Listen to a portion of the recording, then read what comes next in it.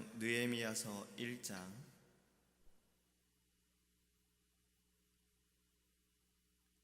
5절에서 9절 말씀까지 함께 보겠습니다. 느헤미야서 1장 5절에서 9절입니다. 제가 주는 성경책인 구약성경 727페이지입니다. 이르되 하늘의 하나님 여호와 크고 두려우신 하나님이여, 주를 사랑하고 주의 계명을 지키는 자에게 언약을 지키시며 긍휼을 베푸시는 주여 간구하나이다.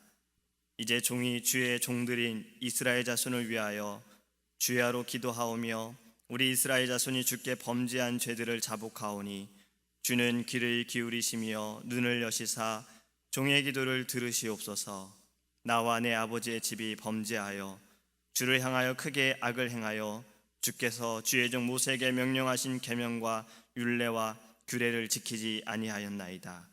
옛적에 주께서 주의 종 모세에게 명령하여 이르시되 만일 너희가 범죄하면 내가 너희를 여러 나라 가운데 흩을 것이요 만일 내게로 돌아와 내 계명을 지켜 행하면 너희 쫓긴 자가 하늘 끝에 있을지라도 내가 거기서부터 그들을 모아 내 이름을 두려고 택한 곳에 돌아오게 하리라 하신 말씀을 이제 청하건대 기억하옵소서. 아멘. 할렐루야. 어릴 때 교회에서 1년에 한 번씩 성경 퀴즈 대회를 꼭 했었습니다. 1년 동안 말씀 그리고 성경 공부 이러한 것들을 아이들에게 다시 한번 리마인드 시키기 위한 것도 있고 얼마나 잘 알고 있는지 확인하기 위해서 성경 퀴즈 대회를 꼭 했었어요. 성경 퀴즈 대회를 하면서 성경과 관련된 퀴즈도 하고 때로는 성경과 관련된 넌센스 퀴즈를 하기도 했었습니다.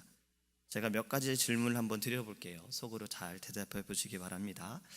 첫 번째는 성경 인물 중 시험만 치면 모두 100점을 받는 사람은 누구인가? 누굴까요? 미리암입니다. 미리 알고 있기 때문에 미리암이에요. 인류 최초의 동물원은 어디일까? 노아의 방주입니다. 또 성경 인물 중 늘 자신을 봐주기를 원하는 사람은 누구일까?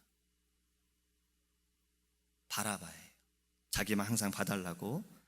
네 번째, 아기 낳기를 원하는 사람들이 꼭 읽어야 하는 성경책은 어디인가? 다 아시죠? 이거는요, 에베소서. 돌아온 탕자를 제일 싫어하는 것은 무엇일까요? 살찐 송아지예요. 자기가 잡아먹히니까. 이렇게 넌센스 퀴즈들이 있어요. 그리고 또 성경과 관련된 아주 기본적인 것들을 아이들에게 물어봅니다. 그 중에 기억나는 질문이 바로 이겁니다. 성경에서 눈물이 많은 남자는 누구인가? 예레미야예요. 왜냐하면 예레미야가 너무나도 눈물이 많아서 예레미야 애가 그가 눈물 흘리며 썼다 해서 예레미야가 눈물이 많다라고 이야기를 합니다. 오늘 본문을 우리가 읽은 이 느헤미야도 예레미야만큼 눈물이 많은 사람이다라는 생각을 해보게 됩니다. 그가 지금 포로의 신분으로 잡혀 있는데 그의 형제가 그 유다와 예루살렘의 그 상황에 대해서 느헤미야에게 이야기를 해줄 때 느헤미야가 듣자마자 그는 눈물을 흘렸어요. 3절에 큰 환난을 당하고 능력을 받으며 예루살렘 성은 허물어지고 성문들은 불탔다라는 소식을 전해 들었어요. 이 이야기를 느헤미야가 듣고 그는 가슴이 아파 마음이 아파 눈물을 흘렸습니다. 옛날 바벨론에게 침략당해서 그러한 상황이 아니라 1차 포로가 되어지고 2차 포로가 귀환이 되어지면서 이제 조금 회복되어지는 단계에 또 어려움을 겪고 있다는 그 소식을 들었을 때 그는 눈물을 흘린 것입니다. 그는 듣자마자 울었어요. 그의 울음은 또 바로 그치지 않았어요. 오늘 본문에 수일 동안 그는 슬퍼했다, 하나님 앞에 금식하며 기도했다라고 이야기하고 있습니다. 우리는 느헤미야의 이 심정이 어느 정도 이해가 됩니다. 나라를 빼앗겨서 회복하기 위한, 다시 정말 살아나고자 하는 그러한 그 심정, 직접 경험하신 분들도 계시고 저처럼 전해 들으신 분들도 계시겠지만 우리나라 민족에 그러한 시절이 있었잖아요. 자유를 위해서, 우리의 주권을 찾기 위해서 정말 힘들게 싸워갔던 그러한 시절, 그 시대를 생각해 볼 때 느헤미야의 이 마음이 이해가 됩니다. 그의 마음이 얼마나 아팠을까. 그는 그러한 소식을 들었기에 눈물을 흘리게 된 것입니다. 요즘 주변에 이런 말들을 많이 듣습니다. 남자분들이 이런 말을 하시더라고요. 나이가 40이 넘으니까 나도 모르게 눈물이 난대요. 자기도 모르게 드라마를 보는데 눈물이 이렇게 눈에서 흘러내린다라는 얘기를 하시더라고요. 의학적으로 보면 이 나이가 들어갈수록 남성들은 여성 호르몬이 나오면서 좀 약해지기도 하시고, 여성분들은 오히려 남성 호르몬이 나오면서 강해진다라는 그러한 전문가 이야기를 들어봤습니다. 그래서 나이가 드신 노 부부들을 보면은 이제 이사를 가게 될 때 남성분들은 꼭 여성이 아끼는 구두나 애완견을 꼭 끌어안고 있는다 그러죠. 자기는 버려도 구두하고 애완견을 버리지 않는다고. 그만큼 이제 달라진다라는 얘기인 거예요. 느헤미야가 혹시 나이가 들어서 그렇게 눈물이 있었을까? 그렇지 않습니다. 느헤미야의 나이를 지금 추정해 보면 30대 전후반인 거예요. 그 나이에 그는 소식을 듣자마자 눈물을 흘렸어요. 그가 왜 눈물을 흘렸을까요? 그의 기도에서 우리는 찾아볼 수가 있습니다. 6절과 7절 말씀에 느헤미야는 하나님께 이렇게 회개합니다. 이스라엘 자손이 주께 범죄한 죄들을 자복하오니 주는 귀를 기울이시며 눈을 여시사 종의 기도를 들으시옵소서. 나와 내 아버지의 집이 범죄하여 주를 향하여 크게 악을 행하여 주께서 주의 종 모세에게 명령하신 계명과 율례와 규례를 지키지 아니하였나이다.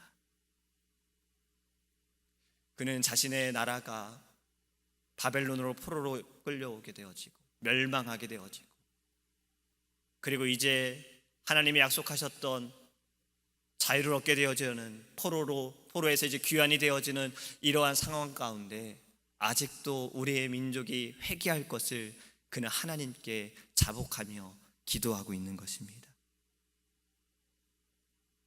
사랑하는 성도 여러분, 최근에 우리는 눈물을 흘린 적이 언제 있었습니까? 내가 아파서 힘들어서 눈물을 흘린 경우가 아니라 지금 이 느헤미야처럼 그 민족의 상황을 듣고 민족의 죄로 인해서 하나님 앞에 범죄함으로 인해서 눈물을 흘린 적은 언제 있는지 우리는 좀 생각해 볼 필요가 있습니다. 오늘 본문에서 느헤미야가 형제들의 이야기를 듣고 눈물 흘리며 금식하며 기도하는 이 상황들이 지금의 상황과 많이 다릅니까? 지금의 우리의 이 때는 눈물을 흘리지 않아도 되는 때입니까? 지금의 시대를 우리가 이야기하면서 세상이 어떻게 되려고 이러는가, 마지막 때인가 보다, 주님이 곧 오시겠다, 점점 주님이 내가 다시 오시겠다라고 말씀하셨던 그러한 일들이 우리 주변에 이전보다 더 많이 나타나고 있기에 곧 주님이 오시겠구나라는 그런 이야기들을 합니다. 하지만 우리가 이러한 말들을 한다고 해결되어지는 건 없어요. 답답하고 문제는 계속해서 그냥 문제로 남아있어요. 느헤미야의 이런 심정을 우리가 갖기를 원합니다. 느헤미야가 눈물을 흘리며 그가 하나님께 금식하고 기도했던 것처럼 우리가 이 민족을 바라보면서 지금의 이 시대를 바라보면서 우리도 하나님께 눈물을 흘리기 원합니다. 내가 지은 죄가 아니기 때문이 아니라 지금 이러한 시대에 나타나는 모든 일들이 우상을 섬기는 것들, 하나님의 말씀을 두려워하지 않고 하나님을 두려워하지 않는 이 시대를 바라보면서 우리도 눈물을 흘리기를 원합니다. 그리고 느헤미야처럼 회개하기 원해요. 하나님, 이 시대가 범죄합니다. 하나님, 이 시대가 하나님을 두려워하지 않습니다. 하나님을 믿는 자들이, 예배하는 자들이 하나님 믿음을 흔들립니다. 우리가 이러한 일들을 보면서 하나님께 눈물을 흘리기 원합니다. 5절을 보면요, 느헤미야는 크고 두려우신 하나님이라고 고백을 합니다. 그리고 언약을 지키신 하나님이라고 고백을 하고 있어요. 이 두 구절은 느헤미야가 어떻게 하나님을 알고 있는지를 나타내고 있어요. 느헤미야는 크고 두려우신 하나님, 하지만 약속을 지키시는 하나님을 그는 깨달았던 것입니다. 우리가 누군가에게 도움을 청할 때 우리는 두 가지를 생각해 보게 돼요. 첫 번째는 이 사람이 내가 원하는 것을 해줄 만한 능력이 있는가? 두 번째는 이 사람이 내 부탁을 들어주겠는가? 이 두 가지를 생각하고서 우리는 부탁을 하게 됩니다. 기도할 때도 그렇습니다. 우리가 하나님의 능력을 믿는다면 우리 하나님께 기도해요. 근데 두 번째로 하나님이 나의 기도를 들으실 것인가? 우리는 이것도 생각하면서 하나님께 기도해야 합니다. 느헤미야는 크고 강하신 하나님, 하나님의 능력을 믿었어요. 언약을 지키시는 하나님, 기도를 들으시는 하나님을 믿은 것입니다. 우리도 하나님을 그렇게 믿기를 원합니다. 오늘 우리가 본문의 마지막 절에 하나님께서 주를 향하여 크게 9절 말씀이죠. 만일 내게로 돌아와 내 계명을 지켜 행하면 너희가 쫓긴 자가 하늘 끝에 있을지라도 내가 거기서부터 그들을 모아 내 이름을 두려고 택한 곳에 돌아오게 하리라. 할렐루야. 언약을 지키신 하나님을 바라보기 원합니다. 죄로 인하여 때로는 우리가 하나님께서 우리를 때리실지라도 돌아서면 벼랑 끝에서라도 하나님은 건져주십니다.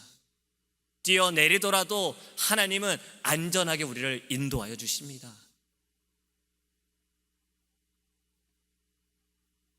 느헤미야는 이 두 가지를 다 깨달았던 겁니다. 하나님은 믿고 기도할 때 응답해 주십니다. 하나님께서는 우리의 믿음으로 하나님의 이적을 행하여 주십니다. 우리가 할 것은 무엇입니까? 반응하는 겁니다. 어제 목사님 말씀하신 것처럼 믿음으로 반응하는 겁니다. 하나님께서 우리에게 말씀하여 주시고 때로는 주의 종을 통해 우리에게 깨닫게 하실 때 우리는 반응해야 하는 것입니다. 이건 내 얘기가 아닌가 보다. 이건 나라에 나타나는 일이지. 이건 내 옆에 있는 사람의 일이야. 아닙니다. 내 일입니다. 내 문제입니다. 내 기도 제목입니다. 우리는 이것을 깨닫고 하나님께 믿음으로 반응하기 원합니다. 우리는 이 믿음으로 반응하기 위해 하나님께서 이 아침에 우리를 불러주신 거예요. 우리가 기도함을 통해서 느헤미야처럼 우리가 눈물을 흘리며 회개할 때 하나님께서는 이 민족을 살려주실 거예요. 그것이 우리를 통해, 우리의 교회를 통해 나타나게 될 줄 믿습니다. 느헤미야 심령으로 하나님께 눈물을 흘리며 부르짖기를 간절히 소망합니다. 기도하겠습니다. 고마우신 하나님, 이 아침에 우리를 만나주시기 위해 우리를 깨우시고 주의 전에 인도하여 주심을 감사합니다. 느헤미야처럼 하나님, 우리도 눈물을 흘리며 금식하며 기도하기 원합니다. 지금 이 시대를 바라보면서 나라와 민족을 바라볼 때, 또 우리의 이웃을 바라볼 때 눈물을 흘리게 하여 주시옵소서. 우상을 섬기는, 하나님을 두려워하지 않는, 하나님의 말씀을 두려워하지 않는 이 시대에 하나님, 우리가 할 것이 무엇입니까? 느헤미야처럼 자복하며 회개하게 하여 주시옵소서. 우리의 눈물이 하나님께 아버지 부르짖는 기도가 되게 하여 주시옵시고, 이 눈물로 이 민족을 살리시고 우리의 이웃을 살려 주시옵소서. 그 앞에 우리가 있기 원합니다. 우리의 교회가 있기를 원합니다. 하나님, 자복하는 심정으로 하나님께 기도할 수 있도록 은혜를 내려 주시옵소서. 감사드리며 예수님의 이름으로 기도합니다. 아멘. 하늘에 계신 우리 아버지여, 이름이 거룩히 여김을 받으시오며 나라의 임하옵시며 뜻이 하늘에서 이룬 것 같이 땅에서도 이루어지이다. 오늘날 우리에게 일용할 양식을 주옵시고 우리가 우리에게 죄 지은 자를 사하여 준 것 같이 우리의 죄를 사하여 주옵시고 우리를 시험에 들게 하지 마옵시고 다만 악에서 구하옵소서. 대개 나라와 건세와 영광이 아버지께 영원히 쌓옵나이다. 아멘. 우리 말씀을 기억하면서 하나님